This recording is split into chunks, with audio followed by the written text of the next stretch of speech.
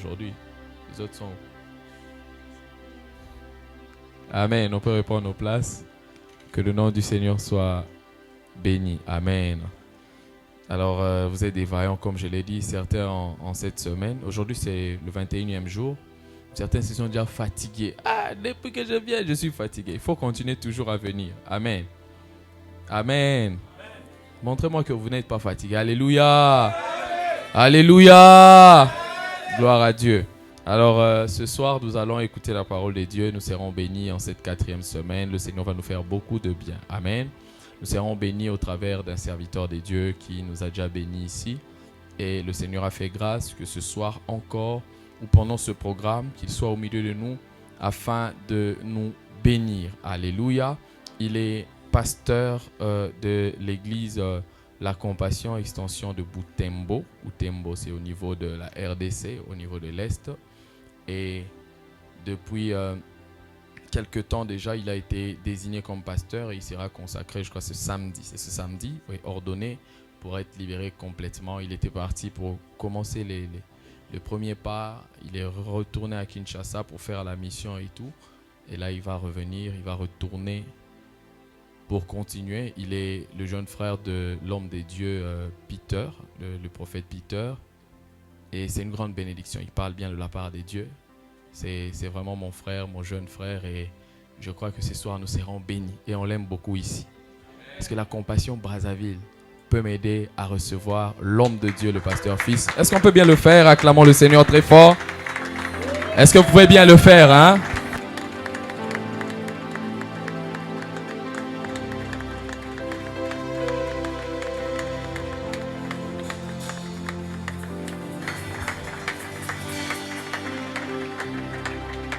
Alléluia. Nous allons prier le Seigneur avec la chorale Mélodie venue du ciel. Je vais chanter.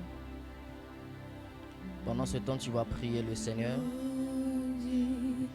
Venue du ciel. Un chant doux et merveilleux. Tous les anges en apôtres, une seule voix célèbre ton nom, ta puissance, oh ta puissance et ta gloire remplit ces lieux, ta gloire remplit ces univers, ton éclat et ta splendeur, ta beauté sont incroyables, chant éternel.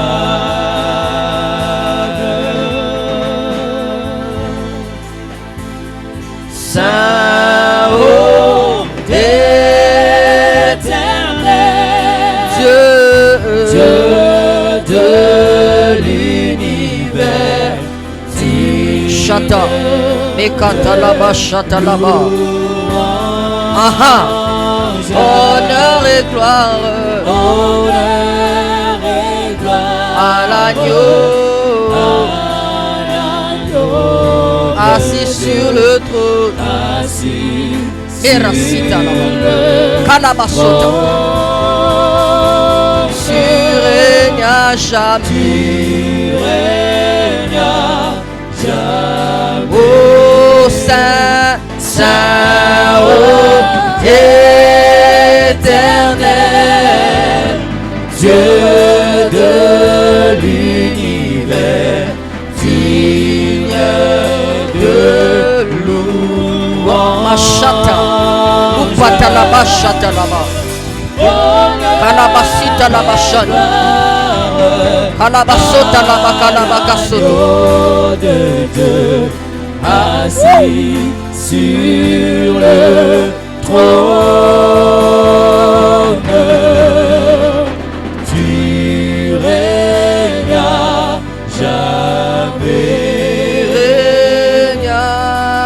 jamais. Tu régnas jamais. Tu régnas jamais. Tu régnas jamais. Tu régnas jamais. Tu régnas jamais.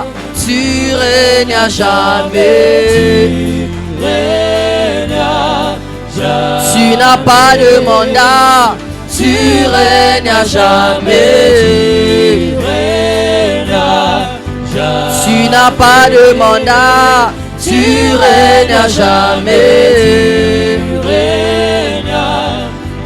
Tu n'as pas de mandat, tu régnas jamais. Tu n'as pas de mandat, tu régnas jamais. Tu n'as pas de mandat, tu régnas jamais. Tu n'as pas de mandat, tu régnas jamais. Avec la chorale, tu n'as pas de mandat, tu n'as pas de mandat, tu régnas jamais. Avec l'église, tu n'as pas de mandat, tu régnas jamais. Tu n'as pas de mandat, tu régnas jamais. Régnas. Tu n'as pas de mandat, tu régnas jamais. Seulement avec nos voix. Tu n'as pas de mandat, tu régnas jamais. Tu régnes. Avec l'église. Tu n'as pas de mandat, tu régnas jamais. Tu régnas. Tu n'as pas de mandat, tu régnas jamais. Tu régnas. Tous les cultes ne se ressemblent pas.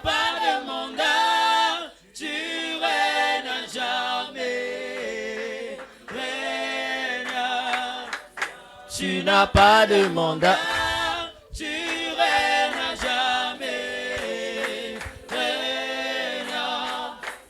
Tu n'as pas de mandat, tu régnas jamais. Tu n'as pas de mandat, tu régnas jamais. Tu n'as pas de mandat, tu régnes jamais. Alléluia.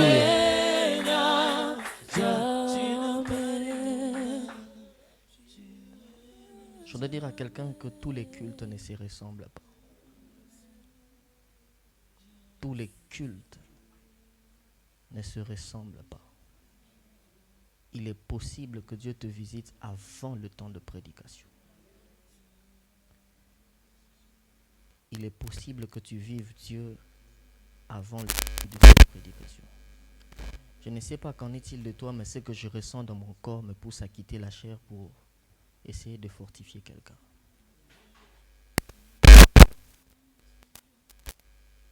Seigneur, y a-t-il des hommes et des femmes qui avant ce culte? Seigneur, fais-le. Seigneur, fais-le. Fais-le pour ta seule et unique gloire. Fais-le pour ta seule et unique gloire. Mon frère qui a modéré,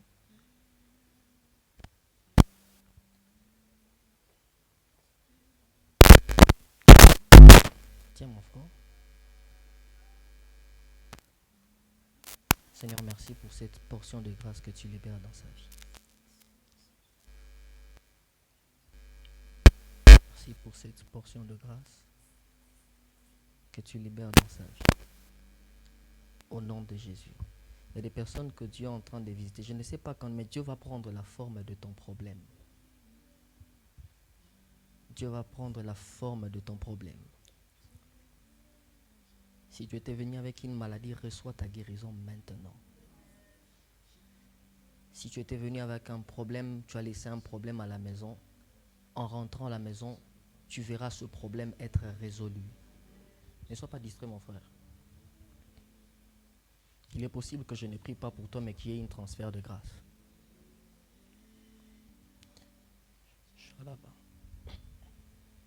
Que Dieu restaure ta vie. Que Dieu restaure ta vie. Que Dieu restaure ta vie en ces 21e jours. Chata. Soyez derrière le frère.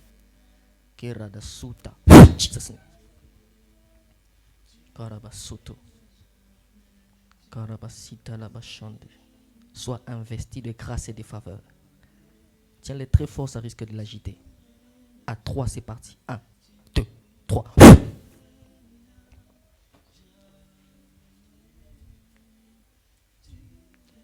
Seigneur, merci pour ce temps.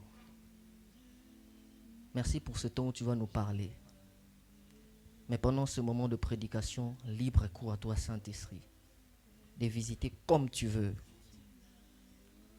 De visiter comme tu veux.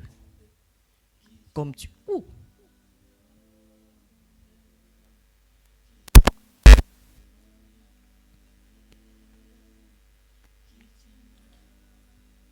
Que la main de Dieu arrive jusque là où tu es assis. Jusque là où tu es assis.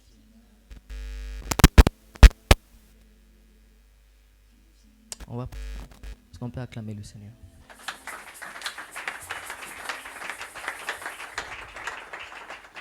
Reprenons nos places, s'il vous plaît. Alléluia. Y a-t-il quelqu'un qui sent la présence de Dieu ce soir? On va m'accompagner avec le fond.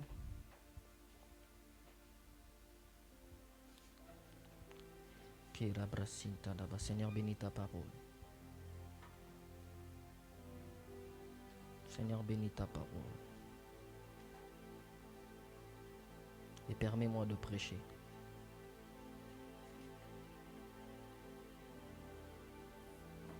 Au nom de Jésus-Christ.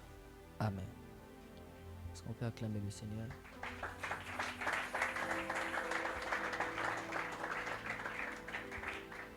Je nous salue au nom de Jésus.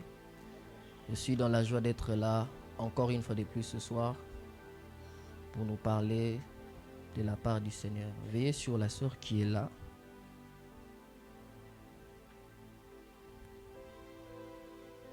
Il y a quelqu'un, Dieu va te faire du bien ce soir. Il y a ton voisin, Dieu va te faire du bien ce soir. Tous les cultes ne se ressemblent pas. Alléluia. Je dis merci au pasteur Shekina Okamo pour la main d'association. Merci de nous avoir associés encore une fois de plus à ce programme. Ce programme n'est pas comme tous les autres programmes. Ceux qui prient ou ceux qui suivent la compassion depuis savent que les trans-matins font partie des activités prestigieuses de la communauté. Quand il y a trans-matins, c'est partout qu'il y a trans-matins. Quand il y a alpha, c'est partout qu'il y a alpha. Et le simple fait que nous soyons associés dans ce programme prouve que nous avions été considérés, beaucoup considérés. Il y a beaucoup des orateurs qui parlent mieux que nous. Mais le Seigneur a mis dans le cœur de son serviteur, l'a convaincu de pouvoir nous associer. Et une recommandation à l'Église, soutenez le pasteur autant que cela est possible. Accompagnez-le dans cette vision. Alléluia. J'ai vu le fauteuil hier, je crois que c'était aujourd'hui le matin, quand je l'ai vu porter les verres, je me suis dit, trop de tablettes, trop de Bibles, le fait qu'il soit trop exposé à son ordinateur pour préparer une prédication qui va te bénir. Ça fait que maintenant il a des problèmes Dieu. Bienvenue dans la grande famille. Moi aussi j'ai porté les verres, je les ai juste égarés. Donc bienvenue dans la grande famille. Amen. Merci à tous les collaborateurs qui travaillent avec le pasteur Shekina. Que le Seigneur vous bénisse abondamment. Amen. Quelqu'un dit avec moi les choses qui empoisonnent la destinée. Il y a encore très bien les choses qui empoisonnent la destinée. Alors je voudrais pour ce soir commencer une série avec vous. Mais avant de parler des choses qui empoisonnent la destinée, je voudrais ici en ce premier jour, en cette première soirée, parler des généralités sur la destinée. Puisque nous sommes en train de parler de la destinée, il serait donc important pour nous de mettre des bases, de fixer un certain nombre de bases en ce qui concerne la destinée. Et ce soir, nous parlerons des généralités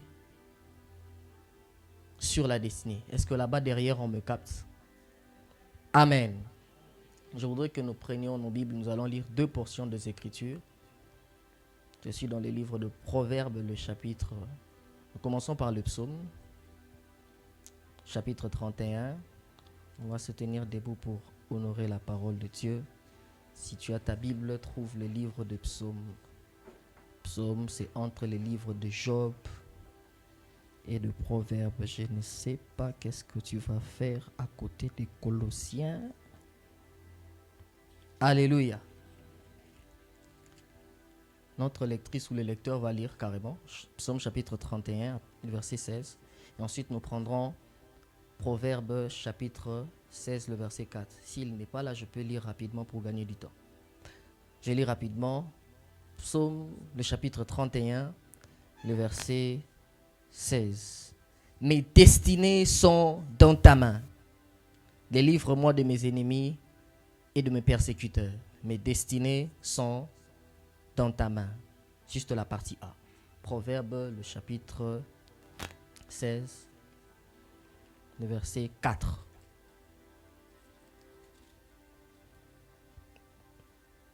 Proverbe chapitre 16, le verset 4. Nous commençons à partir du verset 1er, c'est mieux. Le projet que forme le cœur dépend de l'homme.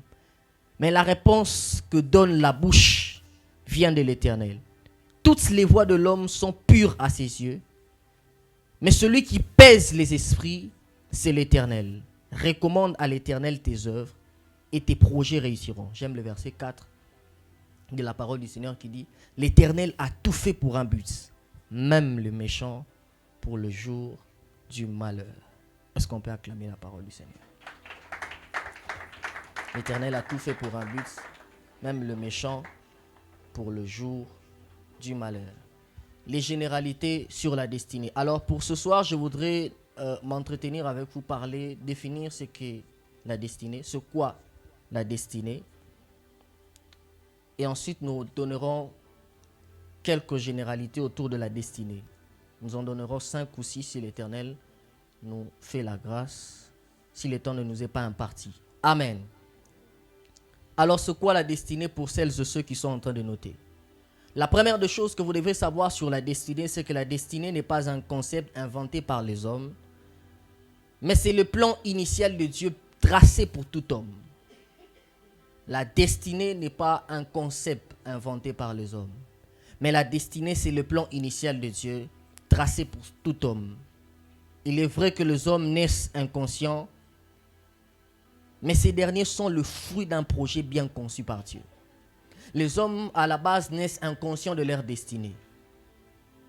Mais ce que vous devez retenir, c'est que la destinée de l'homme, ou l'homme lui-même, est le fruit d'un projet bien conçu par Dieu. Je voudrais dire à quelqu'un ce soir, ce que tu es le fruit d'un projet bien conçu par Dieu. Alléluia. Ta destinée a été conçue par Dieu. Alors ne te néglige pas dans la vie parce que tu as été conçu par Dieu. Ta destinée est la résultante du cerveau le plus intelligent du monde. Alléluia. C'est Dieu qui a pris le soin de concevoir ta destinée. C'est Dieu qui a pris le soin de tout concevoir, de tout préparer. Alléluia. La destinée, c'est la raison pour laquelle Dieu a pris du temps pour te créer. La destinée, c'est l'agenda de Dieu pour tout homme, au-delà de ses prévisions. Au-delà des prévisions que l'homme peut avoir, au-delà de ses ambitions, Dieu a tracé une destinée pour l'homme. Alléluia. La destinée, c'est le but pour lequel Dieu vous a créé.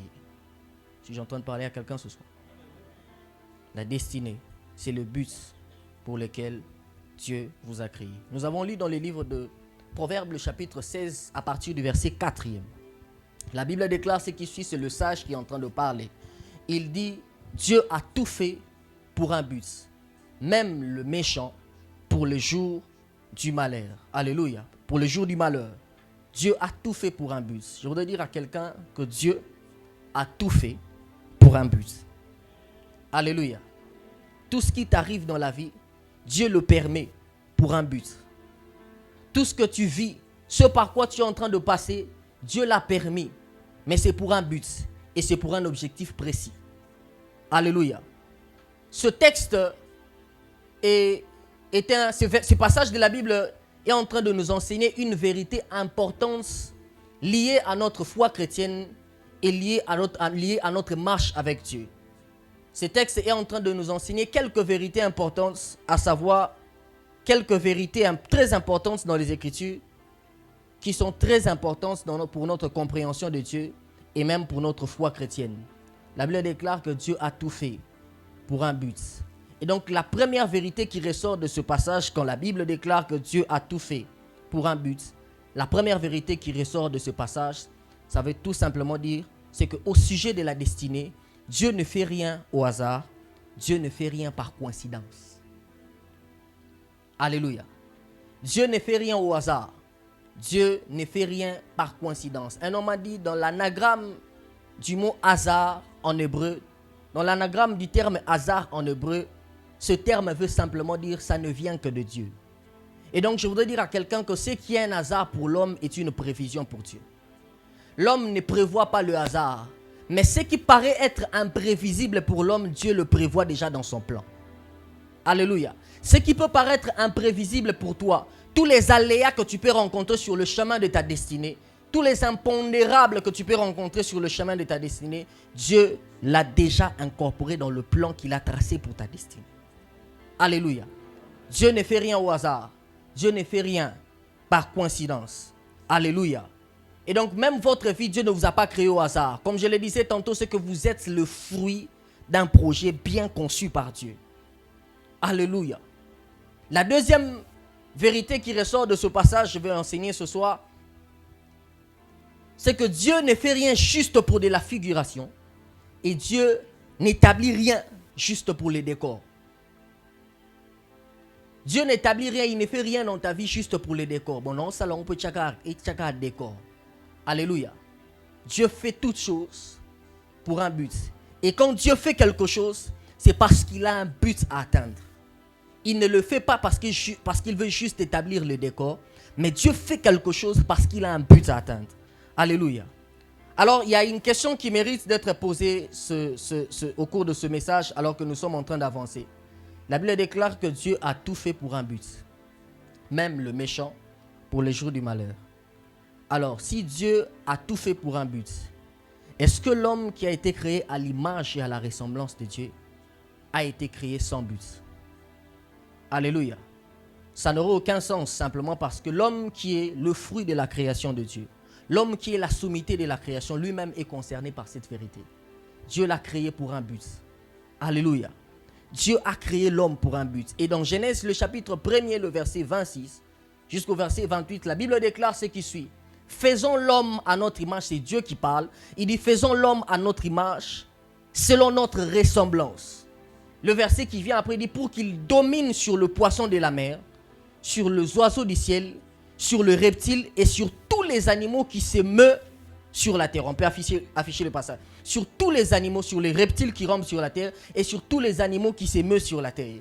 Alléluia. Je voudrais dire à quelqu'un, partant de ce passage, et même dans Genèse chapitre 2, le verset 15, la Bible déclare qu'après qu'il ait formé l'homme, il a établi l'homme, il a placé l'homme dans le jardin pour qu'il puisse cultiver le jardin. Je voudrais dire à quelqu'un déjà en avançant, puisque tu as été créé pour un but, alors ta vie est une extension de Dieu sur la terre. À la lumière de ce passage, ça veut simplement dire que l'homme est une extension de Dieu sur la terre.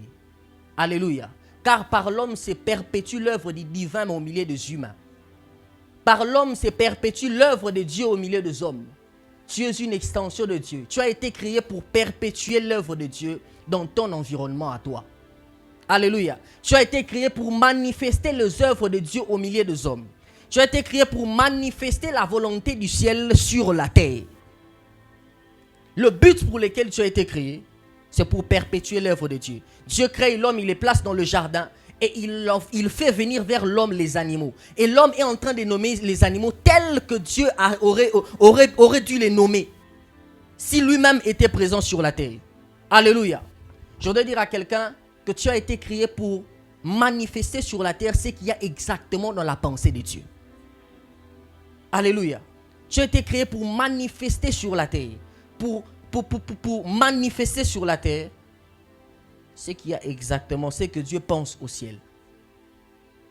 Tu as été créé pour vivre tel que Dieu lui-même aurait vécu s'il était sur terre. Alléluia. Alléluia. Tout homme a été créé pour un but. Alléluia. La création de l'homme ne s'est pas seulement limitée à la ressemblance à Dieu, mais celle-ci a été caractérisée aussi par le contenu de son existence ici-bas sur la terre. Dieu crée l'homme, il lui dit, faisons l'homme à notre image, selon notre ressemblance. Mais à côté de l'image de Dieu, à côté de la ressemblance, il dit qu'il a été créé pour qu'il domine sur les oiseaux. C'est le contenu que Dieu attache à l'existence de l'homme. Au-delà de faire de lui un homme selon sa ressemblance, il attache un contenu à son existence. Il dit, tu as été créé pour dominer, pour cultiver la terre, pour être fécond. Dieu attache un contenu. Je voudrais dire à quelqu'un que ta vie a un contenu. Et ce contenu, Dieu l'a placé dans ta destinée. Je voudrais dire à quelqu'un que tous les hommes naissent nus, mais ils ne naissent pas vides. Le seul dénominateur commun, c'est que tous, en venant sur la terre, nous étions nés nus. Mais personne n'est venu vide. Il y a un contenu que Dieu a placé dans ta vie. Il y a un potentiel que Dieu a placé dans ta vie. Il y a une mission que Dieu a placée dans ta destinée. Dis à ton voisin, tu n'es pas vide. Dis à ton voisin, tu n'es pas vide. Ta vie a un contenu. Alors ne te néglige pas.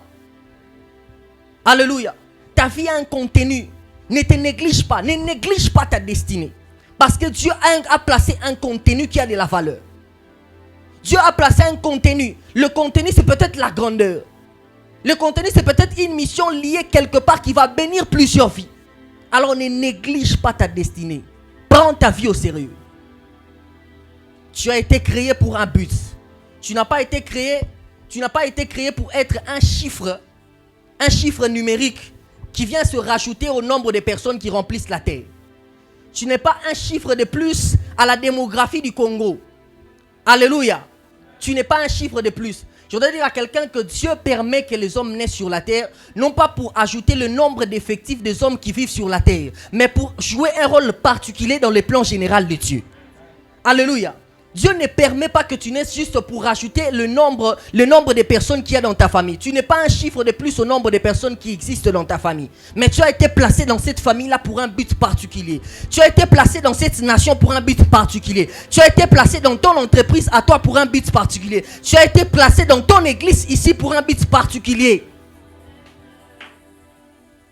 Alléluia. Alléluia. Tu as un rôle à jouer. Tu as un rôle particulier à jouer dans le plan général de Dieu. Quel est le rôle que tu es censé jouer dans ta famille en tant que père? Tu as un rôle particulier à jouer. Alléluia. Non, moi je n'ai pas de rôle à jouer.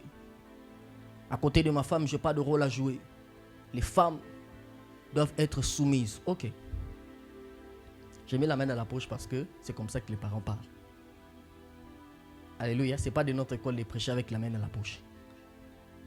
Femme doit être soumise. Ok, c'est le rôle qu'elle est censée jouer à tes côtés. Et quel est ton rôle en tant que père, en tant que mari à côté de votre femme?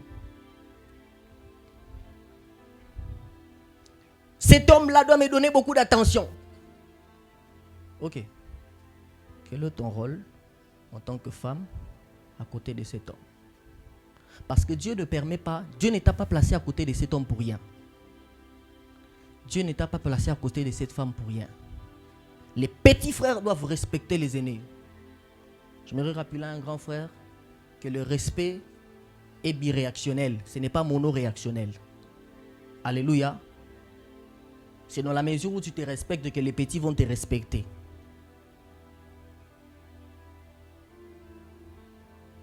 Les collaborateurs doivent accompagner les pasteurs dans la vision. Je parle à quelqu'un qui va ouvrir l'extension de Compassion Mindouli. Compassion Loudima. Je connais un peu les villes. Alléluia. Et Compassion Madingu. Les gens du zone nord, vous êtes là? Alléluia. Maintenant, toi, quand tu vas ouvrir l'extension, tu vas faire ce que les pasteurs ne t'avaient pas dit. Les collaborateurs doivent accompagner. Quel est le rôle que tu es censé jouer en tant que berger à côté de tes collaborateurs? Parce que Dieu ne place pas ses collaborateurs à tes côtés en vain. Chacun de nous a un rôle particulier à jouer. Alléluia. Alléluia. Alors, je voudrais rapidement parler de quelques généralités sur la destinée. Mais avant cela, je voudrais donner une vérité importante. C'est que la réussite de sa destinée est grandement attachée à la connaissance de son identité. La réussite de sa destinée est grandement attachée à la connaissance de son identité. L'ignorance de ton identité n'annule pas ton identité, mais elle te met en retard par rapport aux exploits que tu dois accomplir dans ta destinée. À chaque fois que tu ignores ton identité à toi, ça n'annule pas l'identité dont tu es porteur, mais ça te met simplement en retard par rapport aux exploits que tu es censé accomplir dans le parcours de ta destinée. Si David ignorait qu'il était incirconcis, ça allait le mettre en retard parce qu'il a considéré Goliath étant circoncis. Comment il a su que Goliath était un incirconcis? Parce que lui-même se reconnaissait être circoncis. Et ça lui a permis de gagner du temps sur le champ de bataille. Et de faire des exploits par rapport à sa destinée. Je prie dans le nom de Jésus que Dieu t'emmène à connaître ton identité. Je prie ce soir que Dieu emmène un homme, une femme à connaître son identité. Alléluia. Au-delà de tout ce que tu vaux, quelle est la définition que le ciel a sur ta personne? Au-delà de tout ce que tu te crois être, quelle est la vraie définition du ciel sur ton identité, sur ta personne? Je prie que Dieu t'aide à découvrir la vraie définition du ciel par rapport à ta destinée. Première généralité autour de la destinée, c'est qu'il n'y a pas de destinée en dehors de Jésus-Christ. Ça, il faudrait déjà le noter. Il n'y a pas de destinée en dehors de Jésus-Christ. Tout homme, tout ce que l'homme fait avant de connaître Jésus-Christ, ce ne sont que ses prévisions et ses ambitions. Alléluia. Il n'est pas encore dans sa destinée. L'homme entre dans l'orbite de sa destinée à partir du moment où il fait la connaissance de Jésus-Christ. L'homme entre dans sa vraie destinée. Tu entres dans ta vraie destinée à partir du moment où tu rencontres le Christ. L'apôtre Paul n'était qu'un simple persécuteur. Mais à partir du moment où il rencontre le Christ, le persécuteur est devenu le prédicateur. Alléluia. À partir du moment où tu rencontres Dieu sur le chemin de ta destinée, c'est en ce moment-là que tu entres dans ta destinée. Gédéon était un homme qui était un vaillant héros, mais il n'était pas encore dans sa destinée selon les plans de Dieu. C'est lorsqu'il a croisé Dieu sur le chemin de sa destinée qu'il est entré dans l'orbite de sa destinée. Un homme comme Jacob, il était usurpateur alors que Dieu le voyait comme étant un homme qui allait conquérir des nations. Un homme qui avait vaincu Dieu et un homme qui avait combattu avec Dieu et a combattu avec les hommes. Et il en est sorti vainqueur. Mais il est entré dans sa destinée le jour où il a rencontré le Christ. J'aime ce que Christ s'est présenté à lui sous une forme humaine. La Bible déclare un homme est venu vers lui. C'est la typologie. Je ferme la parenthèse. Alléluia. Tu entres dans le chemin, dans ta destinée, à partir du moment où tu passes par la croix. Je voudrais dire à quelqu'un que l'œuvre de la croix est cet équivalent universel qui prend la pointure de la vie de tout homme. Alléluia. C'est comme un habit taillé sur mesure, mais qui convient à tout homme. Frères et sœurs, lorsque tu passes par l'œuvre de la croix, si tu es appelé à être médecin, tu seras un médecin, mais selon le modèle de Dieu. Alléluia. Il est possible que tu sois appelé médecin, que tu sois toujours dans ta destinée en tant que médecin, mais que tu ne sois pas un médecin selon le modèle de Dieu. Un médecin pervers qui profite pour toucher les sœurs dans des parties intimes quand ils viennent faire l'échographie. Les mamans, alléluia. J'ai fréquenté des amis médecins, donc je sais de quoi je parle. Lorsque tu passes par la croix, si tu dois être avocat, tu seras un avocat, mais selon les modèles de Dieu. Si tu dois être un architecte, tu seras un architecte, mais selon le modèle de Dieu. Si tu dois être un musicien, tu seras un musicien, mais selon les modèles de Dieu. Ceux qui sont des musiciens, ceux qui chantent la musique mondaine, ils sont des musiciens. Ils sont vraiment dans leur destinée. Parce qu'ils sont en train d'exploiter leur talent. Mais ils ne sont pas selon les modèles de Dieu. Alléluia. Ils n'exploitent pas leur talent selon les modèles de Dieu. Quand tu passes par l'œuvre de la croix, tout ce que tu fais, tu le fais selon le modèle de Dieu. Alléluia. Alléluia. L'œuvre de la croix. C'est cet équivalent universel qui prend la pointure de tout homme. Alléluia. Si tu appelles à être politicien, tu seras politicien, mais selon le modèle de Dieu, et tu ne toucheras pas aux deniers publics. Alléluia. La Bible déclare que l'œuvre de la croix est source du salut pour quiconque croit. Alléluia. L'œuvre de la croix, je le répète, elle est universelle, elle n'est pas discriminatoire. Je parle ici à quelqu'un qui est en dehors de sa destinée parce qu'il n'a pas encore fait la connaissance de Christ. Une connaissance personnelle de Jésus-Christ. Arrête de perdre ton temps. Il est possible que tu fasses la connaissance de Jésus-Christ et que tu entres dans ta vraie destinée. Si seulement tu l'acceptes.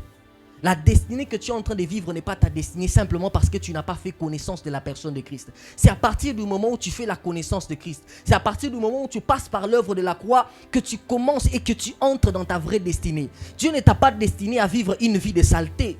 Dieu ne t'a pas destiné à vivre une vie d'impudicité que tu mènes en cachette. Dieu ne t'a pas destiné à vivre cette mauvaise vie-là de péché que tu mènes. À partir du moment où tu rencontres le Christ, tu entres dans ta destinée.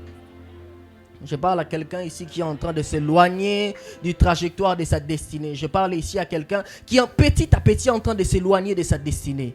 Il est possible que tu rencontres Christ en chemin et que tu te ramènes sur le droit chemin et qu'il te ramène dans l'orbite de ta destinée. Alléluia. Deuxième des choses, à savoir sur la destinée. Après que nous ayons fait la connaissance de Christ, Christ nous donne une révélation. Alléluia. Pour saisir sa destinée, il nous faut une révélation. Pour saisir sa destinée, il nous faut une révélation. On va nous afficher le passage de Genèse chapitre 12 à partir du 1er jusqu'au 3e verset. Pour saisir sa destinée, il nous faut une révélation. Je voudrais dire à quelqu'un, certains échouent non pas par manque d'intelligence, mais par manque de révélation. Alléluia. Ce n'est pas l'intelligence qui a manqué, c'est simplement la révélation qui a manqué. C'est pour ça qu'il a échoué. Certains sont passés à côté de leur destinée. Non pas parce que la sagesse avait fait défaut. Non pas parce que l'expérience avait fait défaut. Mais c'est la révélation qui a fait défaut. Et il est passé à côté de sa destinée. Alléluia. Alléluia. Genèse chapitre 12. On peut m'afficher ce passage à partir du verset 1er jusqu'au verset 3e.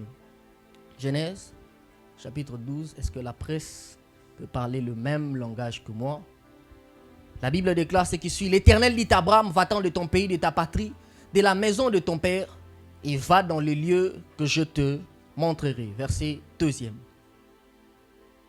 Je ferai de toi une grande nation, je te bénirai, je rendrai ton nom grand, et tu seras une source de bénédiction. Verset 3e. Je bénirai ceux qui te béniront, je maudirai ceux qui te maudiront. Verset 3. On rentre au verset 3. Je bénirai ceux qui te béniront, je maudirai ceux qui te maudiront, et toutes les familles de la terre seront bénies en toi ou en ta postérité. Dieu parle ici à un homme qui vient de perdre son père dans Genèse chapitre 11. Alléluia. Dieu parle ici, il apparaît ici à quelqu'un qui n'a pas encore fait connaissance de sa destinée, qui ne connaît encore rien sur ce à quoi Dieu l'a appelé, qui est encore ignorant de la grandeur de sa destinée. Dieu lui apparaît, il dit, Abraham, quitte ton pays, quitte ta patrie. C'est par révélation que Abraham parvient à la connaissance de sa destinée. C'est lorsque Dieu s'est révélé à lui que cet homme est entré dans sa destinée. Alléluia. Je voudrais dire à quelqu'un que la destinée étant conçue par un être supérieur, pour la cerner, il faut entrer en contact avec celui qui l'a conçue. Alléluia. La destinée étant conçue par un être supérieur, j'ai parlé de Dieu, pour cerner ta destinée, il faut entrer en contact avec celui qui a conçu ta destinée. Il faut entrer en contact avec les dieux qui a créé ou qui a planifié ta destinée. C'est alors que tu auras la vraie révélation de ta personne. Abraham a eu connaissance de sa destinée, a eu connaissance de son appel à lui lorsqu'il a connu Dieu, mais au travers de la révélation. Alléluia. Frères et sœurs, lorsque tu regardes les choses selon les yeux de la chair, tu vois simplement les choses. Mais à partir du moment où tu commences à regarder les choses avec les yeux de Dieu, tu comprends le pourquoi des choses que tu vois. Alléluia. Il y a des choses dont tu n'arrives pas à cerner, dont ton cerveau n'arrive pas à cerner, parce que tu es en train de regarder les choses avec les yeux de la chair. Parce que tu es en train de regarder ces choses avec les lunettes de la chair. À partir du moment où tu commences à regarder ces choses avec les yeux de l'esprit, avec les yeux de Dieu, tu comprends le pourquoi de certaines choses. Alléluia. Alléluia. Tu commences à comprendre le pourquoi de certaines choses. La révélation te donne une partie de l'omniscience de Dieu pour que tu parviennes à comprendre ce que ton cerveau n'arrive pas à comprendre. Il y a des choses que le cerveau ne peut pas appréhender, que seul l'esprit peut appréhender. Alléluia. Il y a des choses que seul ton esprit va capter. Mais tu arrives à le comprendre ou à cerner ces choses à partir du moment où tu vois les choses telles que Dieu les voit. À partir du moment où tu découvres la révélation. À partir du moment où Dieu met une lumière dans ton esprit. À partir du moment où tu as de la lumière que Dieu vient. Et tu commences à comprendre un certain nombre de choses. Alléluia. Un homme qui n'avait pas encore fait connaissance de sa destinée.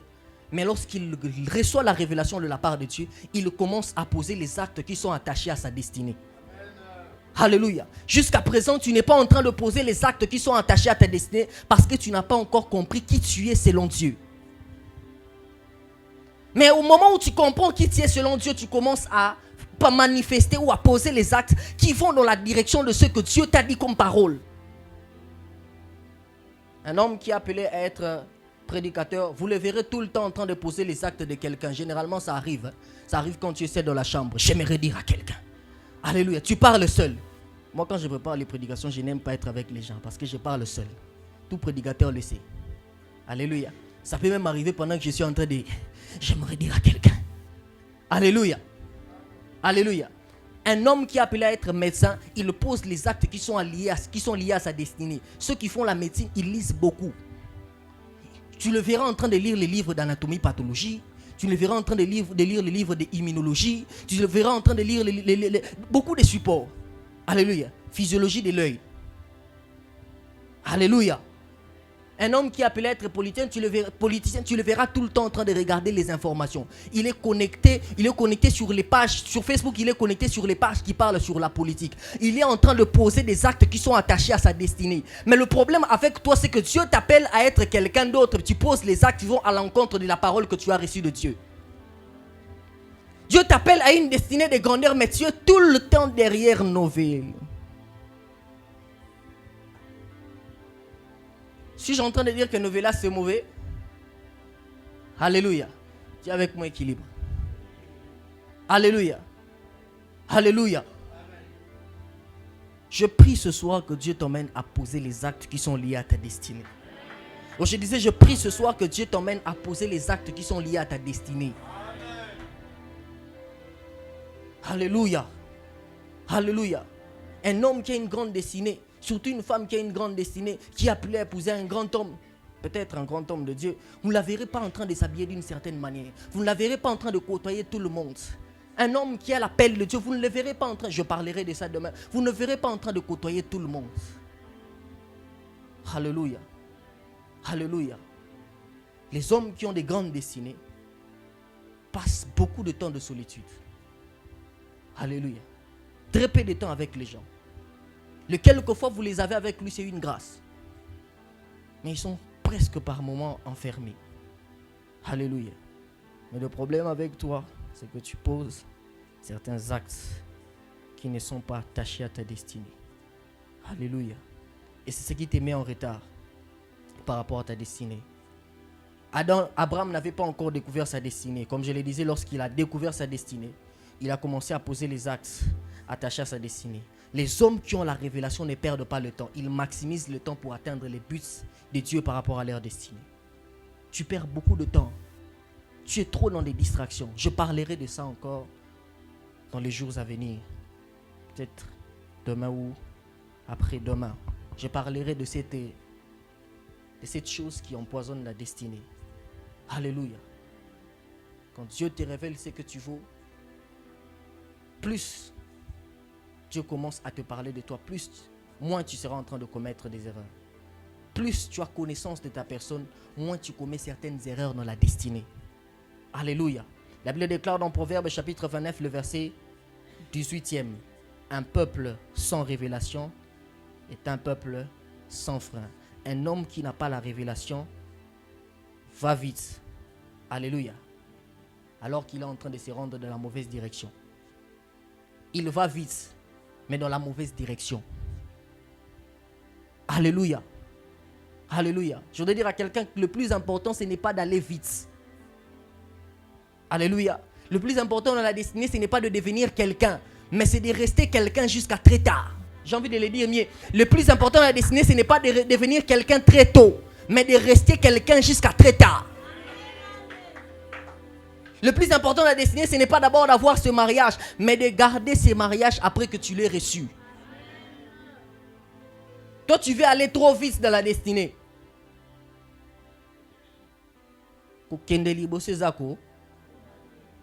Alléluia.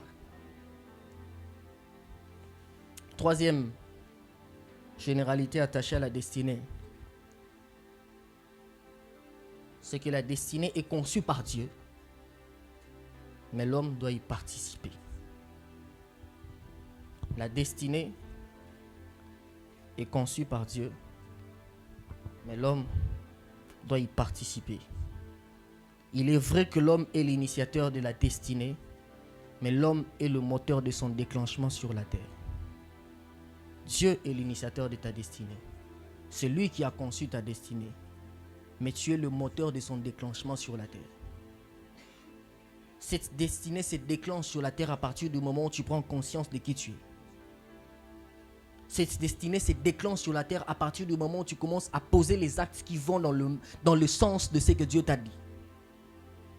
La vie sur terre est un domaine de collaboration entre l'homme et Dieu.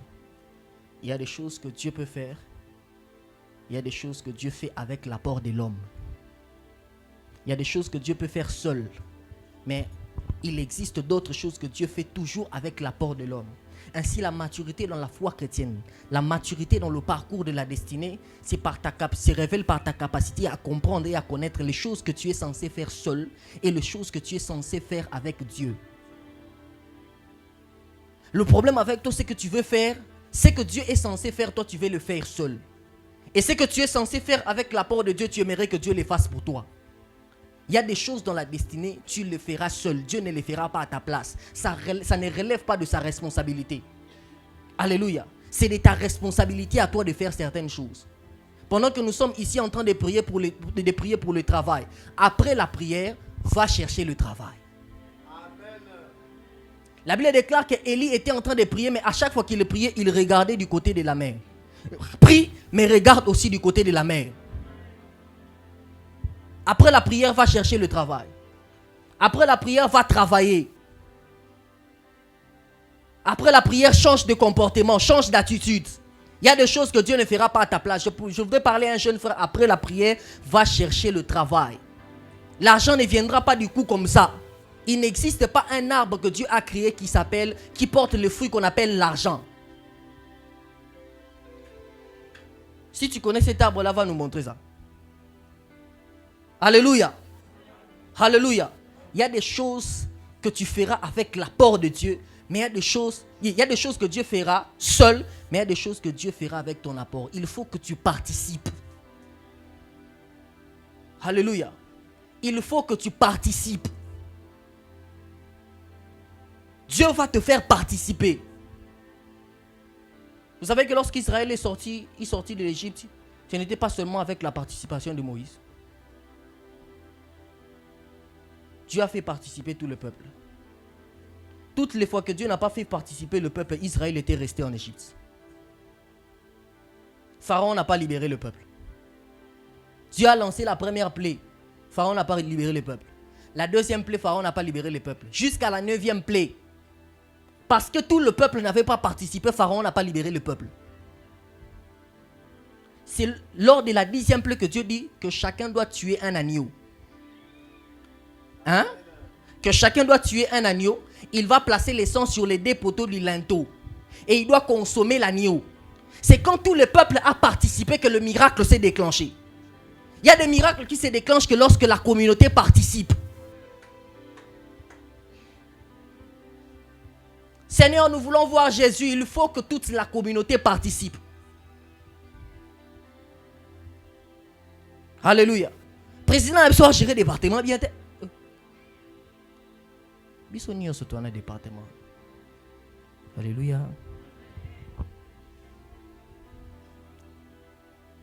4e généralité autour de la destinée. Et avant-dernière. C'est qu'il est vrai que Dieu est l'initiateur de la destinée. Mais pour son accomplissement, Dieu utilise des hommes qui sont pour nous des supports. Dieu, c'est lui qui a conçu ta destinée. Mais pour l'accomplissement de ta destinée, cela ne demande pas que ton apport à toi seul. Alléluia. Ça demande aussi l'apport des autres qui viennent te soutenir dans cette destinée-là. Exode chapitre 4, de verset 10 jusqu'au verset 16. Je le répète, il est vrai que Dieu, est-ce que la presse peut nous balancer? Il est vrai que Dieu est l'initiateur de la destinée, mais pour son accomplissement, Dieu utilise des hommes qui sont pour nous des supports. Exode chapitre 4, partie du verset 10, Moïse dit à l'Éternel, « Ah Seigneur, je ne suis pas un homme qui ait la parole facile. Et ce n'est ni d'hier, ni d'avant-hier, ni même depuis que je parle à ton serviteur, depuis que tu parles à ton serviteur. Car j'ai la bouche et la langue embrasées. » Verset 11. L'Éternel lui dit, qui a fait la bouche de l'homme? C'est Dieu lui-même. Il dit, qui a fait la bouche de l'homme? Et qui rend muet ou le sourd, voyant ou aveugle? N'est-ce pas moi l'Éternel? Verset 12. Va donc, je serai avec ta bouche et je t'enseignerai ce que tu auras à dire. Verset 13. Moïse dit, ah Seigneur, envoie qui tu voudras envoyer. Verset 14. Verset 14. Alors la colère de l'Éternel s'enflamma contre Moïse et il dit, n'y a-t-il pas ton frère Aaron, les Lévites? C'est Dieu lui-même qui a dit qu'il a fait la bouche, celui qui rend muet ou sourd. Seigneur, accorde-lui la langue facile. C'est aussi simple que ça. Alléluia. Mais Dieu dit, oh, n'y a-t-il pas ton frère? Seigneur, pourquoi tu dois passer par Aaron alors que toi-même tu as dit que c'est toi qui fais la bouche? Et c'est toi qui rends sourd et c'est toi qui rends muet. Si tu as la capacité de me rendre la langue facile, fais-le simplement. Tu n'auras pas besoin de déranger Aaron. Pourquoi je parle ici que dans notre destinée, nous avons besoin de personnes qui sont pour nous comme des supports? Parce que Dieu, dans son omnipotence, il ne fera pas tout. Pas parce qu'il est incapable, mais parce qu'il a ainsi planifié. Il veut que tu apprennes à compter aussi sur les autres. Dans son omnipotence, il peut tout faire. Mais s'il ne fait pas tout parce qu'il a planifié que tu côtoies aussi certaines personnes, l'onction de toi sur ta destinée ne fait pas de toi un homme à tout accomplir. Le problème avec toi, c'est que tu penses parce que tu as reçu la grâce de Dieu, tu es devenu un homme à tout accomplir. Le problème avec toi, c'est que tu penses à cause de ton potentiel, tu peux te passer de tout le monde. Tu as besoin aussi de Aaron, qui doit t'accompagner dans ce que tu dois faire. Alléluia. Alléluia. Il existe des personnes que Dieu a placées pour nous dans la destinée qui sont pour nous comme des supports. Il faut que vous appreniez à reconnaître, à identifier ces personnes. Je prie que Dieu vous aide à identifier autour de vous des personnes qui seront pour vous comme des supports et des aides de destinée.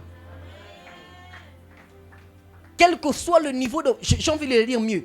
Quel que soit le niveau d'opulence dans lequel tu es, où tu peux être, tu as besoin d'une aide de destinée.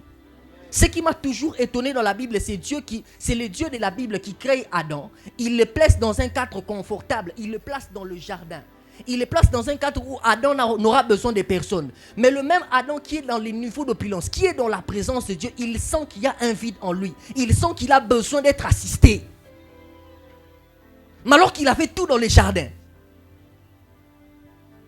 Quel que soit le niveau de gloire que tu peux atteindre, tu auras toujours besoin de compter sur les gens. Alléluia. Quel que soit les niveaux de grandeur dans lesquels Dieu peut t'emmener, quel que soit le niveau de richesse que tu peux atteindre dans la vie, tu auras toujours besoin de compter sur les gens. Alléluia. En économie, on dit, il y a ceux-là qui offrent le travail et ceux-là qui offrent l'emploi. Hein? Il y a deux types de comment on appelle, des agents sur le marché. Il y a ceux-là qui demandent le travail. Ceux qui viennent demander le travail, ce sont les entreprises. Ils demandent le travail. En retour, les entreprises, ils offrent l'emploi aux chômeurs. Les chômeurs demandent l'emploi, ils offrent le travail, ils offrent le service. Donc, même si l'entreprise, celui qui offre l'emploi, mais il a quand même besoin que l'employé lui offre le service. Alléluia. Même les entreprises ont besoin de ça. Ils ont besoin de personnes compétentes qui vont offrir le meilleur de services. Donc s'ils négligent ces personnes-là sur le marché, leur entreprise sera foutue. À partir du moment où, ici il y a quelle grande entreprise? Prenons l'exemple de la banque UBA. Commence à négliger les jeunes diplômés là, les chômeurs sur le marché, qui ont un grand potentiel, dont le profil correspond exactement à ce à quoi l'entreprise est en train de s'attendre. Ils vont passer à côté, même si UBA a une grande renommée. Alléluia. C'est-à-dire que nous avons toujours besoin d'associer les autres. Aucune destinée dans la vie ne s'accomplit par les efforts personnels. Alléluia. Tu as toujours et tu auras toujours besoin de quelqu'un qui doit t'assister. Le grand Moïse avait besoin d'être assisté. Alléluia. Le grand Moïse avait besoin d'être assisté. Même Jésus, quand il est mort, il avait besoin des 12 disciples qui devaient perpétuer la mission. Ils n'étaient pas aussi loin comme lui. Hein? Mais il avait besoin des 12 qui devaient perpétuer la vision. Qui parmi les disciples était plus loin que Jésus? Qui parmi les disciples? Mais Jésus avait besoin des hommes faibles. Il avait besoin de travailler avec eux. Alléluia. Nous ne comprenons pas ces principes. Mais le diable comprend mieux ces principes. Parce que le diable travaille toujours dans la coalition. Alléluia. Le diable connaît le principe de la coalition. Pour vaincre Samson, Dalila avait besoin de s'associer aux troupes des Philistins. Les Philistins ont utilisé la force, ils n'ont pas pu vaincre Samson. Mais c'est lorsqu'ils sont passés par une faible femme, Delilah, qu'ils ont vaincu Samson. Les hommes forts avaient besoin d'une personne faible qui pouvait leur livrer Samson. Alléluia. Tu as besoin d'être accompagné, d'être assisté dans ta destinée.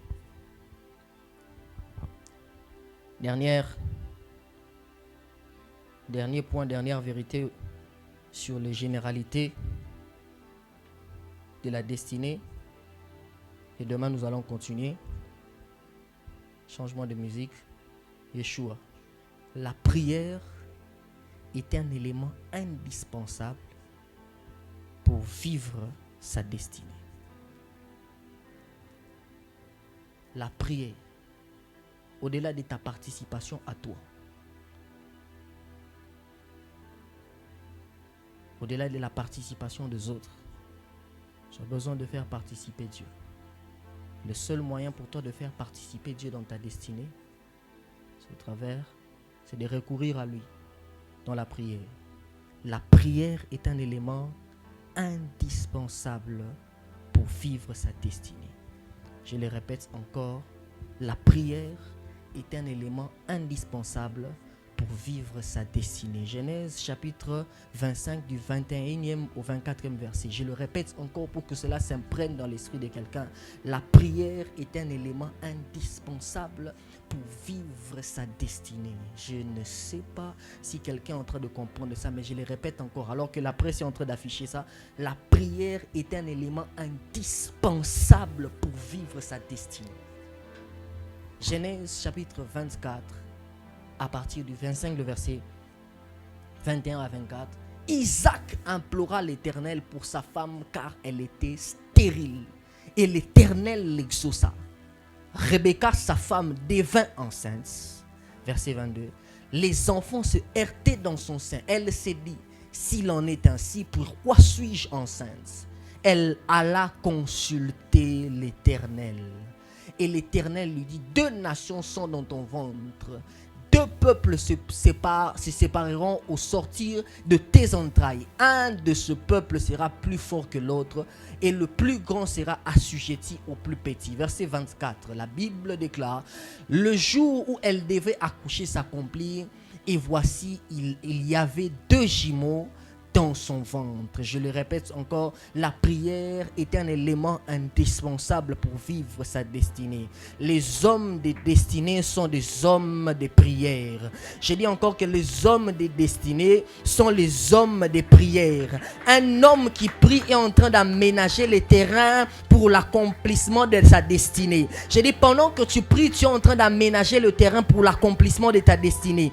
Un homme qui ne prie pas subira la vie et risquera de ne pas vivre ce que Dieu avait prévu pour lui. Je le répète, un homme qui prie subira la vie et risquera de ne pas vivre ce que Dieu a prévu pour lui. Ce qui m'intrigue dans ce passage, c'est que je suis en train de me rendre compte qu'il s'agit d'Isaac, un homme qui est descendant d'Abraham, un homme qui est descendant de celui à qui Dieu a fait la promesse de la prospérité, de la postérité, un homme qui est descendant d'un homme à qui Dieu a fait la promesse de la progéniture, parce que Dieu avait dit à Abraham, il a même dit à Isaac que tu seras béni et toutes les nations de la terre seront bénies en ta postérité. Isaac avait reçu la même promesse, mais je me rends compte que celui qui avait reçu la promesse de Dieu, il est en train de passer à côté de sa destinée. Il est en train de vivre une réalité qui est contraire à la promesse qu'il avait reçue de Dieu.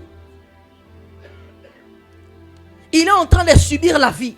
Et il est en train de vivre quelque chose qui est contraire à la destinée qu'il avait prévue. Je voudrais dire à quelqu'un que lorsque tu pries, tu es capable d'attirer les choses qui appartiennent à ta destinée. La prière est capable d'attirer dans ta vie les choses qui font partie de ta destinée.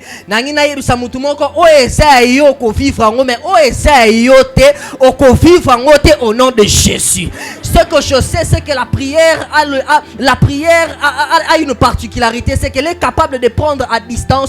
Elle est capable de ramener près de toi les choses qui se trouvent à distance. Elle est capable d'attirer vers toi les choses qui se trouvent au loin. Je ne sais pas quelle était la promesse que Dieu t'a faite, mais qui est encore au loin. Je ne sais pas ce que Dieu t'a dit, mais que tu n'as pas encore palpé. La prière est capable de te faire palper les choses que tu n'as pas encore palpées. La prière est capable de te faire palper les choses que Dieu avait dites sur toi. Ce que je sais, c'est que la Bible déclare que Dieu est proche de ceux qui l'invoquent. Ça veut dire qu'à chaque fois que tu pries, tu réduis la distance entre toi et le Dieu que tu es en train de prier. À chaque fois que tu es en train de prier, tu réduis la distance entre toi et les choses qui appartiennent à ta destinée. À chaque fois que tu pries, tu es en train de réduire la distance entre toi et le colis que Dieu avait réservé pour toi. Je prie dans le nom de Jésus que le colis que Dieu avait réservé pour toi, je prie que tu l'attires près de toi. Je ne sais pas, tu es en train de vivre une réalité contraire, mais je sais que la prière est capable de changer le cours de l'histoire. Je dis la prière est capable de changer le cours de l'histoire.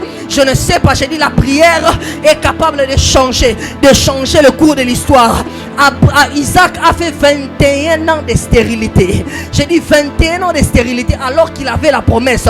Il avait la promesse de la fécondité. Il avait la promesse de la fécondité. J'ai dit à quelqu'un que la prière peut attirer. J'ai dit attirer les choses qui appartiennent à ta destinée. Le problème avec toi, c'est que tu es en train de vivre les choses qui sont contraires à ta destinée parce que tu ne t'es pas encore élevé dans la prière. Tu es en train de vivre ce qui est contraire à ta destinée parce que tu ne t'es pas encore élevé dans la prière. Tu entres dans l'orbite de ta destinée. Tu commences à expérimenter les choses qui sont attachées à ta destinée à partir du moment où tu t'élèves dans la prière. J'ai dit à partir du moment où tu t'élèves dans la prière, tu entres dans l'orbite et tu entres dans ta destinée. Tu commences à expérimenter les choses que tu as prévues pour toi. Ce que j'aime avec la prière, c'est que la prière, ce n'est pas seulement pour ceux qui ont beaucoup de maisons. La prière, ce n'est pas seulement pour ceux qui ont des parents. La prière n'est pas seulement pour ceux-là qui réussissent dans la vie. Je veux dire à quelqu'un, si les autres ont réussi dans la vie à cause de connexions, si les autres ont réussi dans la vie à cause des relations, toi tu peux réussir à cause de la force de chez nous. J'ai dit tu peux réussir à cause de la force de chez nous. J'ai dit à quelqu'un qui est là où les relations n'ont pas marché. J'ai dit à quelqu'un qui est là où les connexions n'ont pas marché, fléchis tes j'ai dit fléchis tes chez nous. J'ai dit fléchis tes chez nous. J'ai dit fléchis tes chez nous. Il y a ceux-là qui ont réussi dans la vie parce qu'ils étaient parentés à X et à Y. Il y a ceux-là qui sont allés de l'avant dans la vie parce qu'ils étaient connectés à tel, parce qu'ils étaient nés dans une grande famille, dans une bonne famille. Mais j'ai dit à quelqu'un, s'ils ont réussi à cause de connexions, toi tu peux réussir grâce à la prière. Il y a ceux qui ont réussi dans la vie parce qu'ils savaient exploiter l'air chez nous. Et ce soir, pendant ces 30 soirées, quelqu'un va exploiter ces chez nous.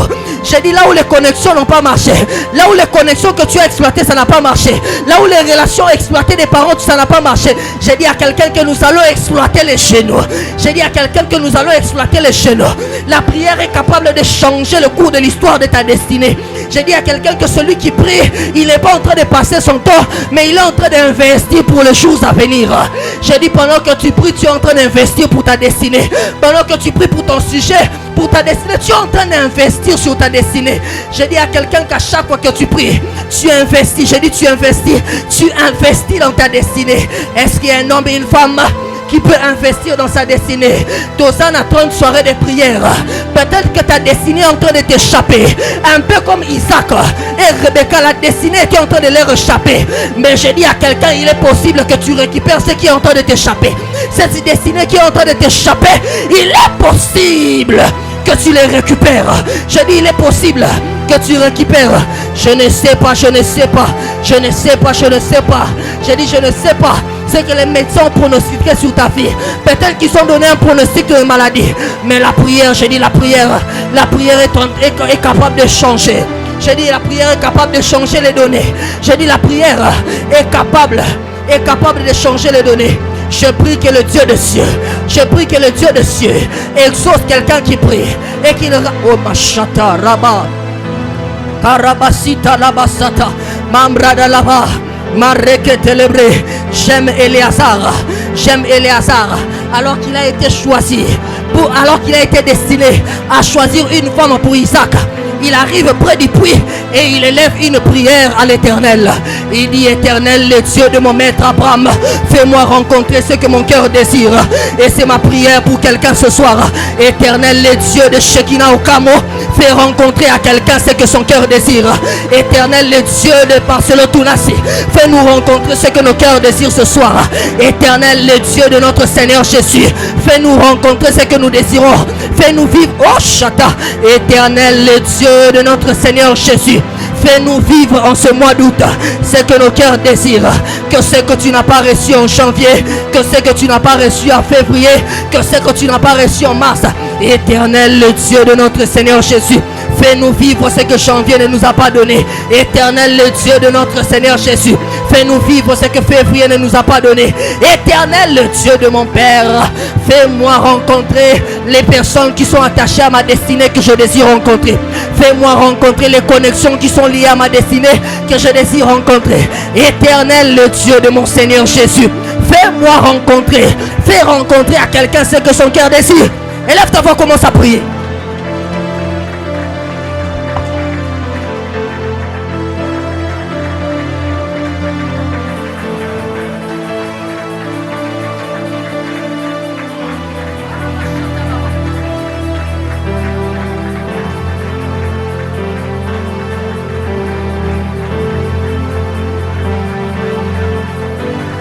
Les hommes de prière sont les hommes de destinée.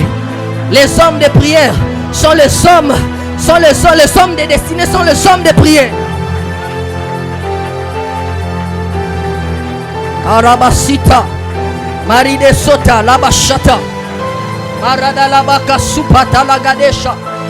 Marada labaka supa leglado masikate. Benga Yesu na kati ya losambo. Nous allons chanter avec la chorale. Benga Yesu na kati ya losambo. Karababa soto. Marada makasuta là-bas. Prie, prie, prie, prie. Alors que la chorale est en train de chanter. Prie, prie, prie. Prie.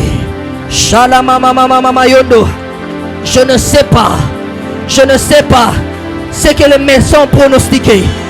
Peut-être que ce que tu es en train de vivre est contraire aux réalités que Dieu t'a, contraire aux promesses. Mais la prière peut changer le cours de l'histoire de ta destinée. Nakati ya losambo yokopesa ya ya eh.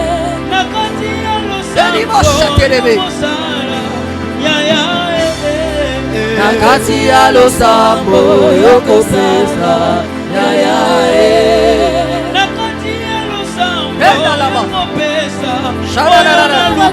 Dieu peut te donner cette grande destinée que tu es en train de chercher dans la prière.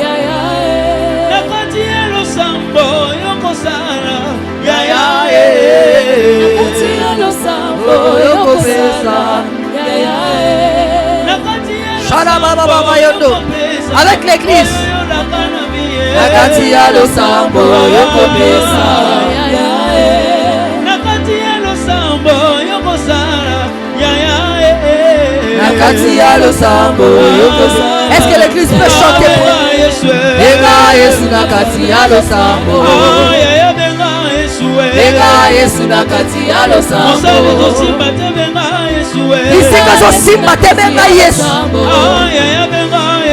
Benga Yesu nakati ya losambo Benga Yesu nakati ya losambo Benga Yesu nakati ya losambo Benga Yesu nakati ya losambo Benga Yesu nakati ya losambo Benga Yesu nakati ya losambo Benga Yesu nakati ya losambo Benga Yesu nakati ya losambo Benga Yesu nakati ya losambo Benga Yesu nazobengayo nazobengayo nazobengayo nazobengayo nazobengayo nazobengayo nazobengayo nazobengayo nazobengayo nazobengayo Shalom nazobengayo nazobengayo nazobengayo nazobengayo nazobengayo nazobengayo nazobengayo nazobengayo nazolukayo nazolukayo nazolukayo